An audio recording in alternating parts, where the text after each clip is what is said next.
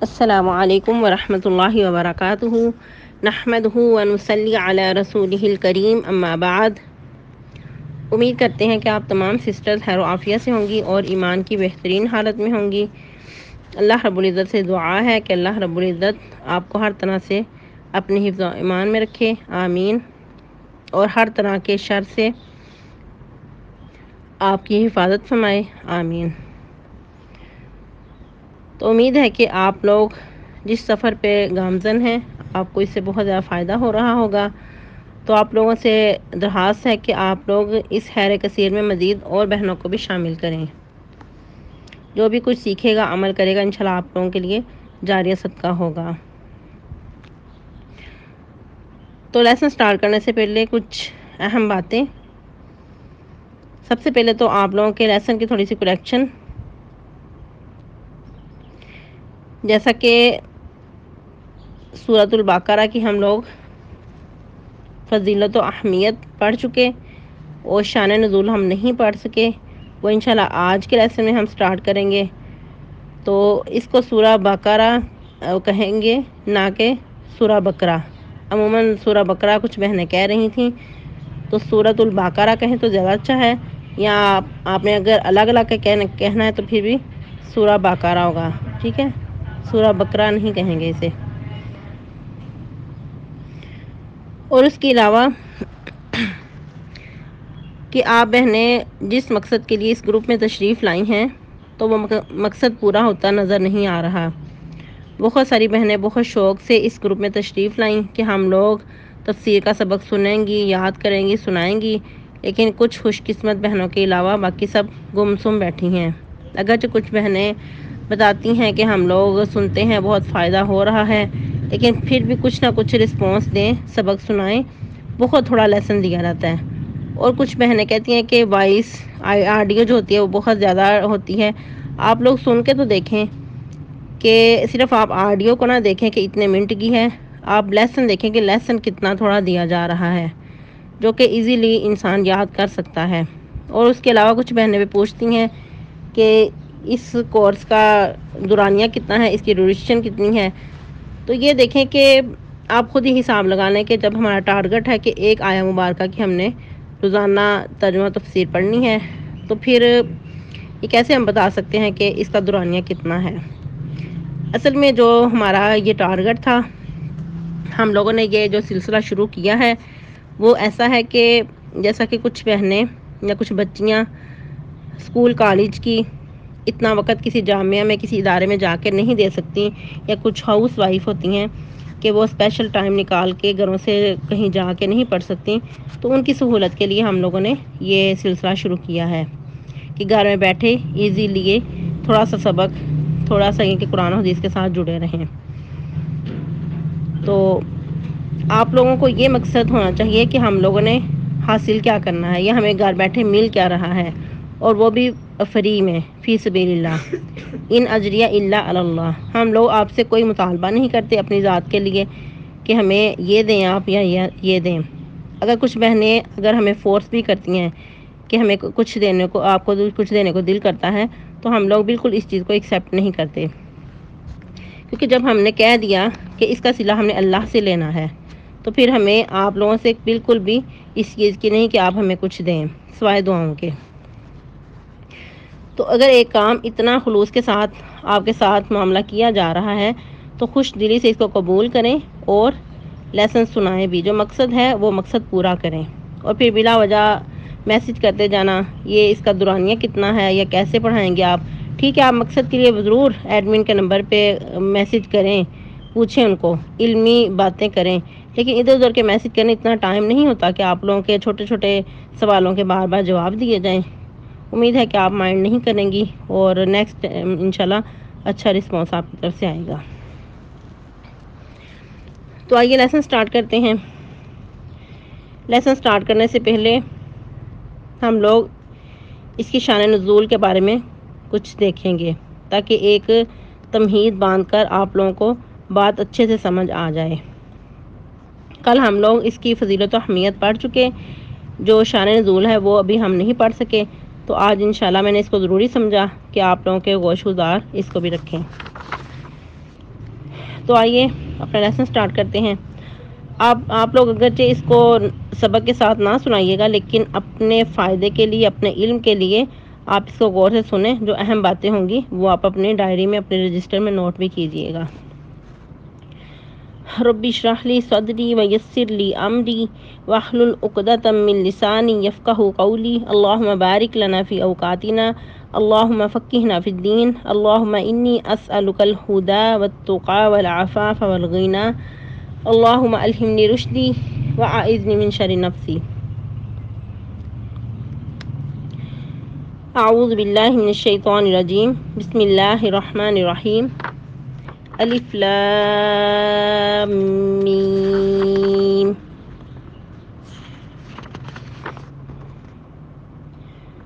یہ حروف مقطعات ہیں۔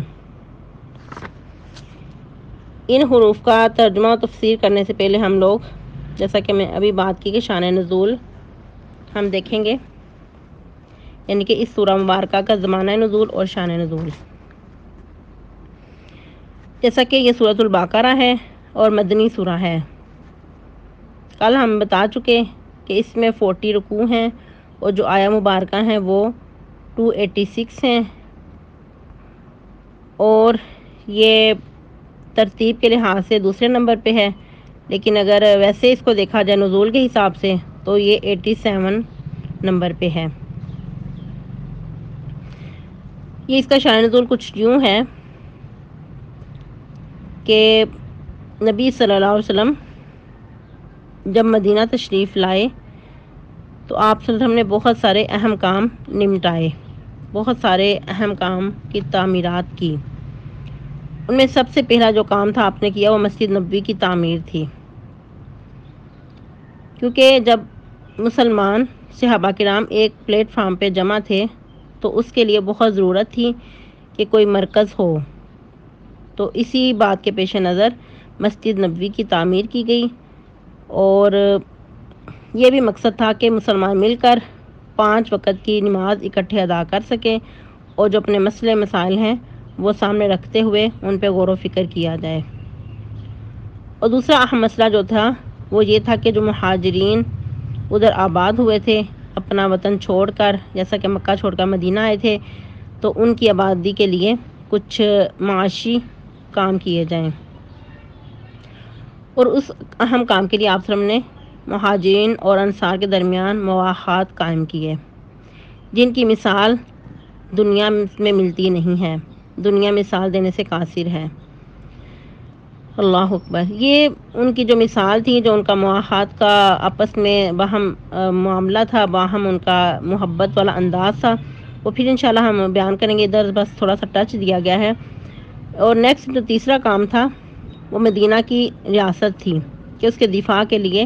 کچھ اہم ریاست قائم کی جائے، کیونکہ اب مشرکین مکہ کے علاوہ دوسرے مشرک قبائل بھی مسلمانوں کو صفحہ ہستی سے مٹانے پر تلے ہوئے تھے، کیونکہ مکہ میں تو صرف مشرکین ہی تھے، لیکن اب مدینہ میں مختلف لوگ مل کر یہ اس طاق میں تھے کہ مسلمان آئے ہیں تو ان کے ساتھ کچھ ایسا معاملہ کیا جائے، یعنی کہ جو انتقامی آگ تھی وہ ان کے اندر بھڑک رہی تھی۔ اور ان میں جو سب سے پیش تھے وہ یہود تھے، جو مدینہ کے یہود تھے جو ادھر آباد تھے، وہ سب سے بڑھ کے دشمن تھے، کیونکہ آپ لوگوں نے پہلے بھی عموماً سنا ہوگا کہ جو یہود ہیں وہ مسلمانوں کے سب سے زیادہ دشمن ہیں، ابدی دشمن ہیں، تب سے لے کر اب تک دشمن ہیں، اور قیامت تک یہ ان کی دشمنی برقرار رہے گی، کیونکہ ان کے اندر جو ایک انتقام کی آگ ہے، جو ایک حسد کی، جو جیلس کی آگ ہے، وہ کبھی ختم نہیں ہو سکتی۔ ان کو یہ تھا کہ ہم لوگ سیدنا اسحاق علیہ السلام کی اولاد ہیں، تو ہمارے اندر سے نبی صلی اللہ علیہ وسلم مبعوث ہونے چاہیے تھے، یہ بنی اسماعیل میں سے نبی کیوں مبعوث ہوئے ہیں؟ تو یہ اللہ تعالیٰ کا منشا تھی، اللہ تعالیٰ کسی کے محتاج نہیں ہیں، وہ جس طرح جو چاہیں کار گزرتے ہیں۔ تو یہود کے بھی مزید 3 قبائل تھے، بنو قینقاع، بنو نذیر اور بنو قریظہ، جو کہ آپس میں بھی ان کا اتحاد نہیں تھا، اتفاق نہیں تھا، آپس میں بھی بٹے ہوئے تھے۔ اور پھر مدینہ کے مزید جو مشرق تھے وہ بھی 2 قبائل میں تھے جو کہ مشہور و معروف ہیں، ایک اوس قبیلہ تھا اور دوسرا خزرج قبیلہ۔ اور جو حضرت قبیلہ تھا وہ بھی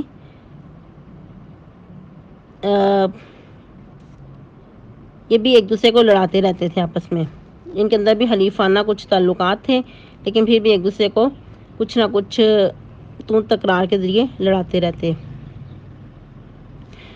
تو آپ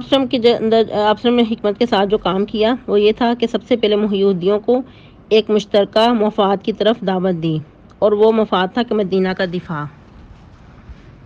جس کی اہم دفاعات یہ تھیں کہ اگر مدینہ سے باہر رہ کر حملہ ہوا تو مسلمان اور یہود مل کر دفاع کریں گے۔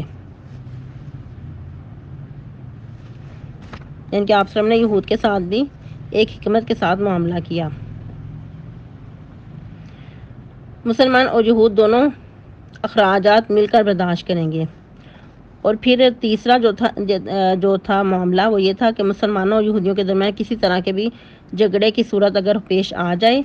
تو اس میں حکم جو ہے یعنی کہ منصف جو ہیں وہ رسول اللہ صلی اللہ علیہ وسلم بذات خود ہوں گے۔ پھر یہود کے لیے بظاہر ایسی شرائط کو تسلیم کرنا ناممکن نظر آ رہا تھا کیونکہ وہ مدینہ کی معیشت اور سیاست پر پوری طرح چھائے ہوئے تھے،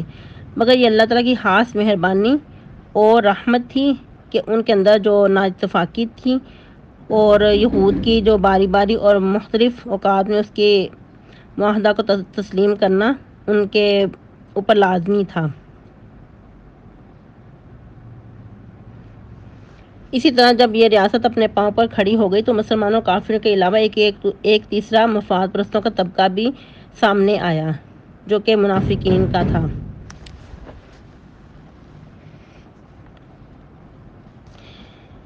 اس صورت کی ابتدا میں ہی ان 3 گروہوں کا ذکر ہوگا، مسلمان، کافر اور منافقین کا،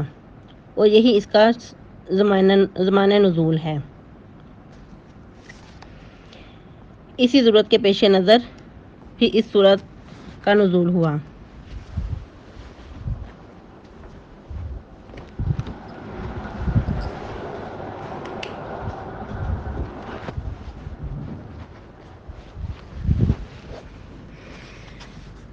نیکسٹ دیکھتے ہیں حروف مقطعات کی طرف۔ جیسا کہ قرآن مجید کی 29 صورتیں ہیں، ان کی ابتدا حروف مقطعات سے ہوئی۔ حروف مقطعات جو ہیں وہ مختلف الفاظ میں ہیں، جس طرح کے بعض جگہ پہ الف لام میم، پھر بعض اوقات الف لام میم را، الف لام میم صاد، کاف ہا یا عین صاد، یا پھر بعض اوقات ہا میم، بعض اوقات ایک ورڈ کے ساتھ بھی جیسے صاد، قاف، نون، اس طرح کے مختلف الفاظ کے ساتھ حروف مقطعات کا جو ہے وہ حروف مقطعات سے ابتدا کی گئی سورہ مبارکہ کی۔ اسی طرح سورۃ البقرہ کی جو ابتدا ہے اس میں الف لام میم سے ابتدا کی گئی۔ اب اس کو ہم لوگ علم کر کے نہیں پڑھیں گے بلکہ الف کو الگ، لام کو الگ اور میم کو الگ، الف لام میم، اسی لحاظ سے اس کو حروف مقطعات کہا جاتا ہے۔ عموماً حروف مقطعات کہتے ہیں، حروف مقطعات نہیں ہوتا، بلکہ جو صحیح ورڈ ہے درست ورڈ کے ساتھ اس کی ادائیگی کریں گے حروف مقطعات عین کے ساتھ، ٹھیک ہے، حروف مقطعات۔ اس میں مختلف اقوال ہیں، اس کا مفہوم یعنی کہ ترجمہ مفہوم کوئی نہیں جانتا اللہ کے علاوہ، اگرچہ لوگوں نے بہت سارے اس پہ باتیں کی، بہت سارے اقوال سامنے آتے ہیں، تو ان میں سے کچھ اقوال آپ کے سامنے بھی رکھے جاتے ہیں۔ صحیح احادیث سے اس کے بارے میں کچھ بھی نہیں ملتا، احادیث اس کے بارے میں خاموش ہیں۔ البتہ کچھ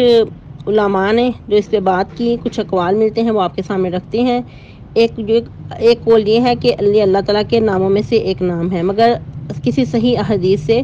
اس طرح کے ناموں کے بارے میں کچھ نہیں ملتا، بلکہ جو صحیح احادیث سے اللہ کے نام ملتے ہیں وہ 99 ہیں، یعنی کہ 1 کم 100 99، ان میں سے کچھ بھی ایسا نہیں ہے۔ اور ایک یہ قول ہے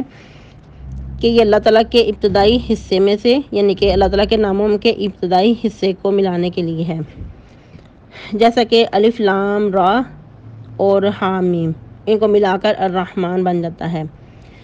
تو یہ بھی کسی حدیث سے صحیح نہیں، بس یہ خود ہی کسی نے تھوڑا سا اندازہ لگایا ہے اپنے ذہن کے مطابق۔ خیر آگے چلتے ہیں مزید۔ پھر بعد نے کہا کہ یہ اللہ کے نبی صلی اللہ علیہ وسلم کے ناموں میں سے نام ہیں، جس طرح کہ کچھ لوگوں نے کہا کہ طٰہٰ یا پھر یاسین کا ذکر کیا جاتا ہے، لیکن جو نبی صلی اللہ علیہ وسلم نے اپنے نام خود بتائے ہیں وہ 5 صحیح احادیث سے ملتے ہیں، جس طرح کہ آپ صلی اللہ علیہ وسلم نے فرمایا کہ میرے جب یہ 5 نام آ جائیں تو اس وقت صلی اللہ علیہ وسلم کہا کرو، جس طرح کہ محمد، احمد، ماہی، حاشر، عاقب، یہ 5 نام ہیں جو بہت ہی زیادہ خوبصورت ہیں، اور ان ناموں کے سننے کے بعد صلی اللہ علیہ وسلم کہنا چاہیے۔ پھر مزید دیکھیں، یہ جو طٰہٰ ہے یہ حبشی زبان کا ورڈ ہے، جس کے معنی بتائے جاتے ہیں کہ اس کو کہا جاتا ہے کہ اے مرد، یا ایسا آدمی جس کی زبان سے کوئی حرف نہ نکلے بلکہ وہ اٹک اٹک کر یا رک رک کر بات کرے۔ حالانکہ نبی صلی اللہ علیہ وسلم کی زبان مبارک ایسی نہیں تھی، آپ صلی اللہ علیہ وسلم کی زبان بہت فصیح تھی اور بلاغت تھی زبان کے اندر، اور ایسا کہنا پھر آپ صلی اللہ علیہ وسلم کی شان کے خلاف ہے۔ اور ایک قول یہ بھی ہے کہ یہ قرآن مجید کے ناموں میں سے نام ہیں، تو یہ بھی اگر دیکھا جائے تو یہ بھی احادیث سے لنک نہیں بنتا، کیونکہ قرآن مجید کے بہت ہی زیادہ خوبصورت نام ہیں، جس طرح کہ قرآن مجید سے ہی پتہ چلتا ہے کہ قرآن مجید کو کتاب مبین بھی کہا گیا، قرآن مجید، قرآن کریم، قرآن عظیم، فرقان، ذکر، احسن الحدیث، اس طرح کے نام ہیں جو حروف مقطعات ہیں، ان میں سے کچھ بھی ایسا نہیں ہے۔ پھر ایک قول کے مطابق یہ بھی ہے، انہوں نے کہا کہ یہ سورتوں کے ناموں میں سے ہے، تو یہ بھی کسی صحیح حدیث سے اس کی اتھینٹسٹی نہیں ملتی۔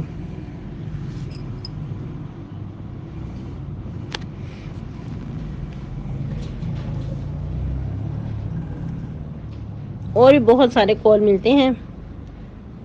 تو مزید آگے چلتے ہیں ہم لوگ۔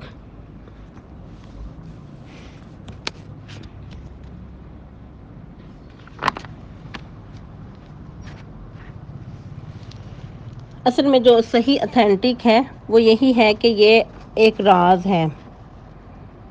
جو اللہ تعالیٰ ہی اس کے بارے میں جانتے ہیں کہ اس کا معنی و مفہوم کیا ہے۔ ہم اس علم کو اللہ تعالیٰ کے سپرد کرتے ہیں، اس بحث میں پڑھنے کی بجائے جو اللہ رب العزت نے قرآن مجید میں بھی فرمایا کہ والراسخون فی العلم یقولون آمنا باللہ کل من عند ربنا، کہ یہ سب کچھ ہمارے رب کی طرف سے ہے، ہم اس میں سے کسی کے درمیان بھی کوئی بحث مباحثہ نہیں کرتے، بلکہ اس علم کو اللہ تعالیٰ کے سپرد کرتے ہیں کہ اللہ رب العزت ہی اس کے معنی مفہوم کو جانتے ہیں۔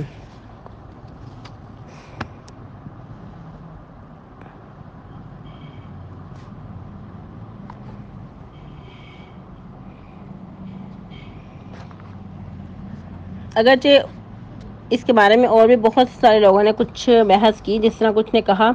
کہ الف سے مراد اللہ، لام سے مراد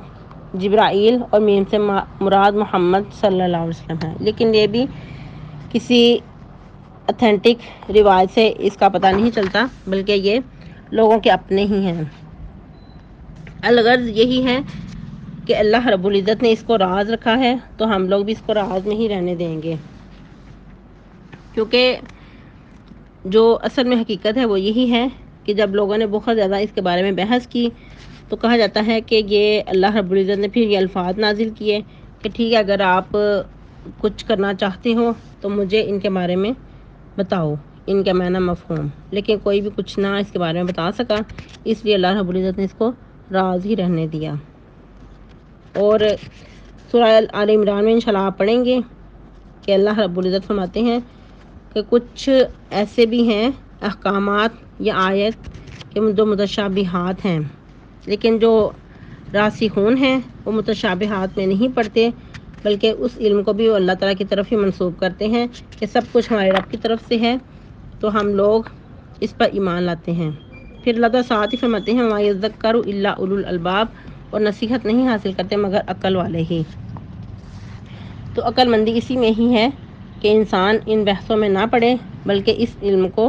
اللہ کے سپرد کر دے، اور جو مقصد ہے ہماری زندگی کا اس پہ ان کے فوکس کرے۔ تو آج کے لیے اتنا ہی کافی ہے۔ آپ لوگوں نے جو یاد کرنا ہے اس میں وہ یہی ہے کہ الف لام میم کے بارے میں آپ نے پڑھنا ہے، اس کو یاد کرنا ہے۔ اس میں مزید تھوڑا سا بتا دوں کہ البتہ جو ہمیں اتھینٹک حدیث ملتی ہے وہ یہی ہے کہ آپ نے فرمایا کہ قرآن مجید کے ایک ایک حرف کے بدلے میں 10 نیکیاں ملتی ہیں۔ پھر آپ نے فرمایا کہ میں نہیں کہتا کہ الف لام میم ایک حرف ہے، بلکہ الف ایک، لام ایک اور میم ایک، یعنی کہ ایک ایک حرف کے بدلے 10 نیکیاں، جو الف لام میم پڑھے گا اس کو 30 نیکیاں ملیں گی۔ الف پہ بھی 10 نیکیاں، لام پہ بھی 10 اور میم پہ بھی، اس طرح کر کے 30 نیکیوں کا انسان مستحق ہو جاتا ہے۔ تو الف لام میم یہ مد ہے، مد کی ادائیگی کے ساتھ ادا کریں گے الف لام میم۔ ان حروفوں کو اللہ تعالیٰ ہی جانتے ہیں، یا اس طرح بھی پڑھ سکتے ہیں کہ یہ حروف مقطعات ہیں، یا اس کا معنی مفہوم اللہ تعالیٰ ہی جانتے ہیں، یا اس طرح بھی بعض کہتے ہیں کہ اس کے علم کو ہم اللہ کی طرف منسوب کرتے ہیں۔ ہے جو بھی آپ کو صحیح سمجھ آئے آپ پڑھ سکتے ہیں۔ نیکسٹ انشاءاللہ ذالک الکتاب لا ریب فیہ ھدی للمتقین پڑھیں گے، دوسری آیہ مبارکہ۔ آج کے لیے اتنا ہی کافی ہے۔ والسلام علیکم ورحمۃ اللہ وبرکاتہ۔